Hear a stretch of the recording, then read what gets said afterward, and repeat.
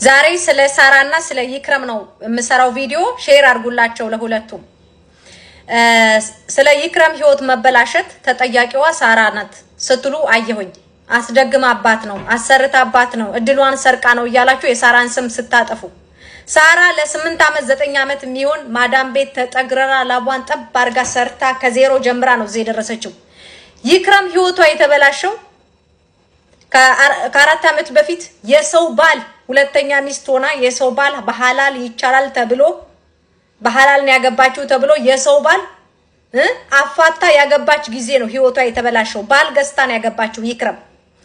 አይታችኋል ዱባይ ላይ አረቦች እንኳን ሲያገቡ በዚህን አክል ሰርግ አይደግሱም። የተደገሰው ሰርግ ቅልጥ ያለ ሰርግ ደግሳ 5 ሚሊዮን ብር ነው አሉ ለሰርግ ብቻ የተወጣው። በዛ ላይ ባገባችው በ3ኛው ወር መኪና ገዛችለት ለተገዛው ሰውዬ ማለት ነው። ለዛ ነው ወንድ ላይ ኢንቨስት አርጋ ነው ዛሬ ኢክሩ ድህይት ያለችው ውድቅ ያለችው ስብርብር ያለችው ሙሉ ብሯን ለወንድ ስላበላች ነው። ሳራ ደግሞ ተጠግረራ የሰራችውን ገንዘብ ጥቅም ላይ ስለዋለችው ነው። ሳራ ማለት አማዳም ቤት እንኳን ስትሰራ ሁሌ መወልወያ ይዛ ነው ማያት። ቤት ማስጃ መወልወያ ይዛ ነው ሸፋታ ይዛ ነው ቪዲዮ እንኳን ስትሰራ ያታለው። ስለዚህ ልልበስ ልብላ ልጠጣ ሳትል ባጠራቀመችው ገንዘብ ከዜሮ ጀምራ ነው የተለወጠችው። ይክረም ለወንድ አበላች። በዛ ላይም ደግሞ ስሟ እንኳን ሲጠፋ እዚህ ቲክቶክ ላይ ይክረም እውነት አንቺ እውነተኛ ታማኝ ጓደኛ ብትሆኚ ኖሮ የሳራን ስሟን ሲያጠፉ ያለ ስሟ ስም ሲሰጧት ለሳራ ፕሮቴክት ታደርጋት ነበረ። እሷ ሰፖርተር ነች ብለሽ የለ አንቺ ደግሞ ስሟን አታጥፉ። እኔ ብሬን የበላው ያገባውት ሰውዬ እንዴ ከሐላባ ሀገር ሙዚቃ ባንድ ሳይቀራ ተመተሽ ዱባይ ላይ ያኔ መኪና የገዛውለት እሱ ነው ያደህየኝ። እሱ ነው አራቅቶ ልቤን ስብር አድርጎት የሄደው እሱ ነው። በዛ ምክንያት ነው የታመምኩት፣ በዛ ምክንያት ነው ክስርስር ያልኩት ብለሽ እውነታውን ተናግረሽ እሷን ተጠብቂያት ነበር። አንቺ ግን ቪዲዮም አልሰራሽም። እንደውም እሷን ሲያሟት ዝም ብለሽ ነው ያየሽው። ለማስመሰል የተከላከልሽ ታስመስያለሽ እንጂ ኖ አንቺ ነሽ እንዴ ያ ሁሉ ካንዲም 3 ነው ራሱ ሁለቴ ነው ምናምን እርዳታው ራሱ የተሰበሰበልሽ የተረዳሽው 50 ሺህ ብር ብቻ ነው የተረዳውት አለች።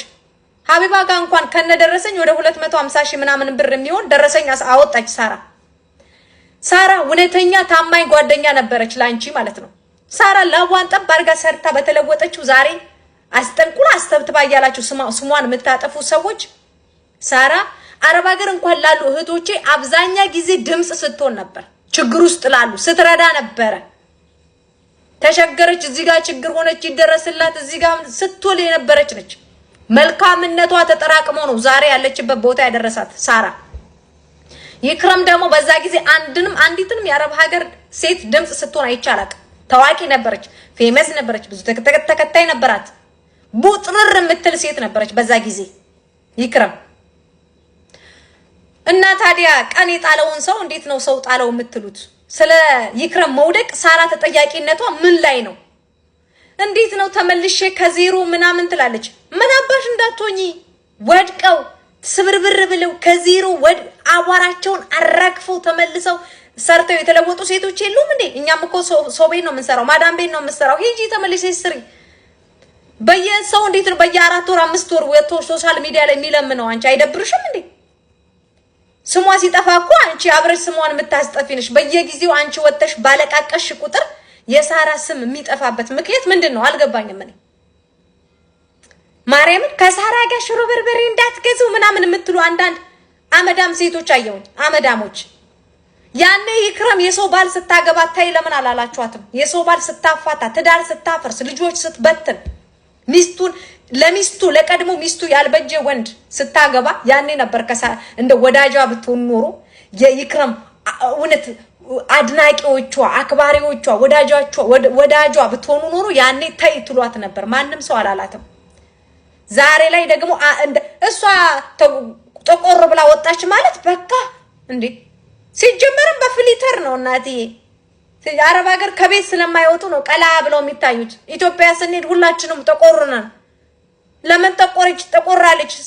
ይክረም ወጣ አለቀሰች ማለት ሳራ ብቻ ነች እንዴ ጓደኛዋ እንዴ? ሙዚዎቿ ራሱ ስንት ናቸው? እኔ እንደውም ማለት ነው ይክራም ከሳራ በፊት ብዙ ጓደኞች ነበሯት። ለምን እነሱ አይጠየቁም?